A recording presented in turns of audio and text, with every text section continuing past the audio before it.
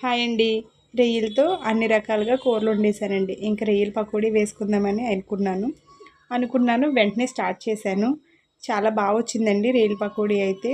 ఏమీ లేదండి, ఉల్లిపాయ పకోడీ ఎలా వేసుకుంటామో సేమ్ రొయ్యల పకోడీ కూడా అంతే. కాకపోతే రొయ్యల్ని కొంచెం ఉప్పు, అల్లం వెల్లుల్లి పేస్ట్ వేసి ఉడకపెట్టుకుని ఆ తర్వాత శనగపిండిలో కలుపుకొని పకోడీ వేసుకోవాలండి.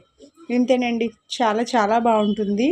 రొయ్యలు కూడా ఫస్ట్ ఉడికిపోతాయి కాబట్టి పకోడీలో పెద్దగా ఉడకక్కర్లేదు, కానీ ఉడికిపోతాయి. చాలా టేస్ట్ బాగుంటుంది, ట్రై చేయండి. ఇంకా ఫైనల్గా పైనుంచి కొత్తిమీర, పచ్చిమిరపకాయలు, కొంచెం ఉల్లిపాయలు, సగం నిమ్మ చెక్క వేసేసుకుని తినేయడమేనండి. టేస్ట్ అయితే చాలా చాలా బాగుంది. ట్రై చేసి ఈ వీడియో ఎలా అనిపించింది, ఈ రెసిపీ ఎలా అనిపించింది నాకు కామెంట్ సెక్షన్లో కామెంట్ చేయండి.